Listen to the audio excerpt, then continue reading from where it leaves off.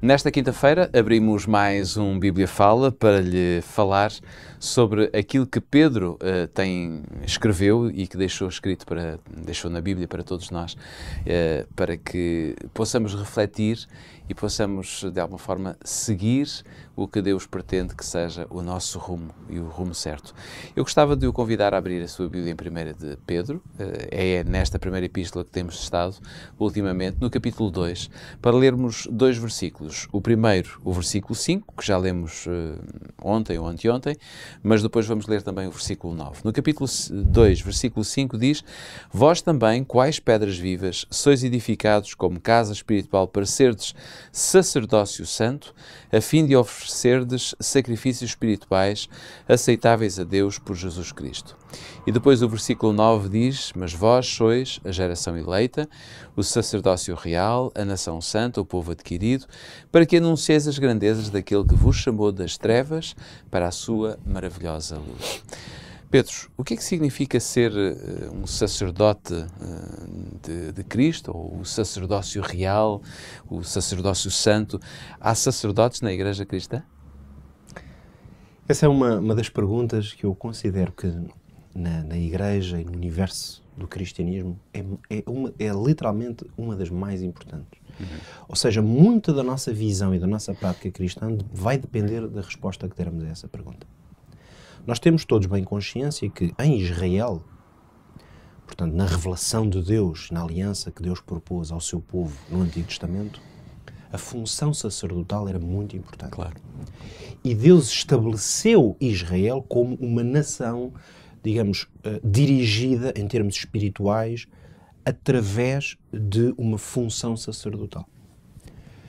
Isto significa o quê? Que Deus estabeleceu um grupo de pessoas e, portanto, note-se que essas pessoas estavam escolhidas à partida, não eram eleitas, não eram escolhidas em função de, olha, esta pessoa parece ter jeito para isto. Não.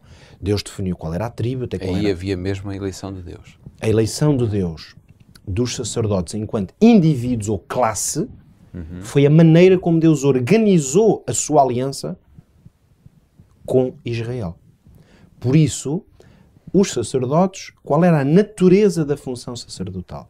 Eram intercessores ou intermediários entre Deus e o povo.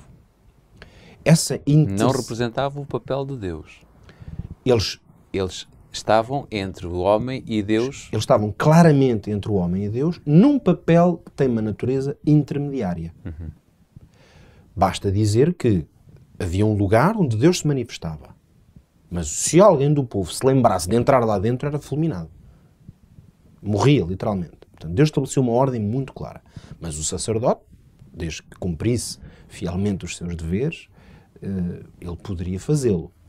Quando o povo, portanto, no seu propósito de obter perdão para os seus pecados, tinha de cumprir um determinado grupo de rituais, como sabemos, sacrifícios, etc. Esses rituais, o sacerdote tinha que ocupar uma função de intermediário entre a vontade de perdão e o efetivo apagar daqueles pecados. Mas volto de alguma forma a insistir.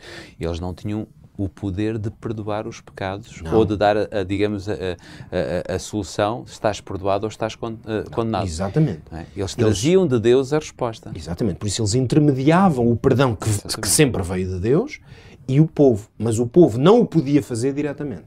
Claro. Portanto, essa função que tem uma natureza intercessória, aliás, encontramos várias histórias no Antigo Testamento precisamente que mostram isto. Há uma expressão de Números muito interessante, em que quando Arão é chamado a executar uma função intercessória no momento em que o povo estava a ser destruído, inclusivamente, que é-nos dito que ele agarrou naqueles instrumentos do santuário e ficou entre os vivos e os mortos. Portanto, essa função de estar entre a ação de Deus e as necessidades do povo era uma função que foi estabelecida. Por isso é que ela tem o nome de sacerdotal, mas agora nota como é que isso acontecia no Antigo Testamento. Essa capacidade de exercer essa função estava definida numa classe, podíamos dizer quase numa família. Ok? Agora, no Novo Testamento, o que é que o apóstolo Pedro vai ser aquele apóstolo? Isto é uma verdade que está espalhada pelo Novo Testamento das mais diversas formas, mas o apóstolo Pedro, nestes 2 versículos que leste, tem claramente os versículos, os textos no Novo Testamento que são mais fortes, mais significativos e mais claros, para expressar uma verdade muito importante. Por isso é que eu dizia há pouco, muito do que vai ser a nossa prática cristã vai depender da resposta a essa pergunta, que eu respondo no fim, de forma mais clara. Agora, em termos de explicação, o que é que ele vai dizer? Ele vai chamar à Igreja, aos crentes, sacerdócio. Ou seja, retira esse papel, em parte, daquilo que pode ser o dirigente da Igreja, que hoje podemos chamar pastor de Igreja. Pastor, padre, sacerdote, cardeal, presbítero, claro, bispo, o que quisermos. Ele não retira em parte, Jorge. Pois. Ele retira totalmente. Ou seja, essas pessoas, pastores, sacerdotes, bispos, estão incluídos, estão incluídos mais um. São mais um no grupo dos sacerdotes, ou no sacerdócio. Qual é então a grande distinção entre a lógica da organização sacerdotal no Antigo Testamento e no Novo Testamento? É que o sacerdócio foi conferido ao coletivo.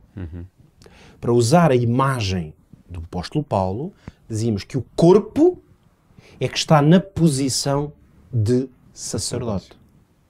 Então, não há uma classe de pessoas que tenham ou exerçam uma função sacerdotal. A função sacerdotal foi confiada àquilo que o apóstolo chama as pedras vivas. Portanto, já vimos aqui esta semana que ele disse claramente: Cristo é a pedra angular, vós sois pedras vivas, e depois diz, através dos sacrifícios espirituais, vocês exercem um sacerdócio santo. Depois, no versículo 9, ele como que explora ou abrange, alarga mais a compreensão disso, dizendo: sois a nação eleita, o povo santo. Portanto, ele está claramente a dizer que a quem é que ele está a referir quando fala de sacerdócio? A uma nação de crentes. Claro. Então, isto significa o quê? Que esta função de intercessão está confiada, mas não a uma pessoa ou uma classe de pessoas. Está confiada à Igreja. Por isso, nós podemos até dizer que se há uma coisa que a Igreja, enquanto comunidade, precisa de assumir claramente, que cada vez com mais intensidade, no tempo em que vivemos, é a sua função sacerdotal. É a sua função de intercessória. É a Igreja reconhecer que quando está junta e unida, ela tem um poder muito grande diante de Deus. Porque Deus estabeleceu a ordem sacerdotal dessa forma. Por isso, em relação à pergunta, existem sacerdotes na Igreja? Existem. Mas é a Igreja que é o sacerdote. Se a pergunta fosse se existem pessoas que exercem individualmente ou enquanto classe uma função sacerdotal, isso não existe. Claro. Porque é que eu chego ao ponto de afirmar, como disse há pouco, esta poderá ser uma das perguntas mais importantes. Porque da maneira como nós entendemos se existem ou não existem pessoas que exercem uma função sacerdotal, vai depender da maneira como nós nos posicionamos diante de Deus. Claro. Porque se alguém neste momento ainda está a executar a função sacerdotal, alguém que não sou eu, então eu nesse caso, a minha vida cristã, mais do que isso, o meu relacionamento com Deus está alterado. Porque não é diretamente com Deus, é por intermédio de alguém. Perdão. Mas se esse poder ou essa natureza da função sacerdotal está confiada ao coletivo, ao corpo, ao edifício, então eu tenho que perceber que Deus me confiou uma responsabilidade. Então aí se calhar podíamos recuperar aquelas duas ideias da oração e do jejum e dizer que o sacerdócio que nos é pedido aqui tem, vá lá, estas duas ferramentas como ferramentas extremamente ativas. Ora, totalmente. Totalmente. Essas ferramentas são instrumentos que Deus deu à Igreja para exercer o seu sacerdócio. Por isso é que quando eu quero lutar com Deus por uma bênção, eu agarro nessas ferramentas, ou melhor, devo viver na base, que tal como Jesus fez, usando essas ferramentas para interceder diante de Deus a bem da Igreja, dos seus crentes, do mundo. Exatamente, até porque o significado de sacerdote, digamos assim, é pontífice, construtor de pontos, não é? Neste sentido, faz toda a lógica usarmos a oração como a ponte que nos liga ao céu, não é? É por isso que podemos afirmar que se há uma coisa que precisamos, eu repito, no fundo é uma ideia que já expressei, é esta, que nós temos que assumir como igreja, portanto o coletivo, assumir essa força dessa natureza sacerdotal que Deus nos deu a todos a capacidade de fazermos. Se nós não estivermos unidos, cada um estiver para o seu lado, nós não vamos conseguir ser sacerdotes. Porque o sacerdócio só se vai revelar quando nós estamos unidos nesse propósito, como igreja, como corpo, como edifício, usarmos esse poder que Deus nos concedeu. Retirou a uma classe para dar a um coletivo. Fico com esta certeza. No fundo, é tudo aquilo que o Senhor Deus mais deseja para a sua igreja nesta terra, é ter um grupo de homens e de mulheres que sejam unidos, que tenham a mesma fé, a mesma dinâmica, que usem as ferramentas que têm à sua disponibilidade, à sua disposição, para poderem usar em prol do seu próprio bem, mas também em prol do bem dos outros. Amanhã vamos terminar esta semana do Bíblia Fala, por isso conto consigo amanhã, neste mesmo horário, aqui na Rádio RCS e também no Up Channel, através do Facebook da rádio, onde quiser nos ver e assistir, poderá fazê-lo. Teremos todo o gosto em tê-lo connosco. Até amanhã, se Deus quiser.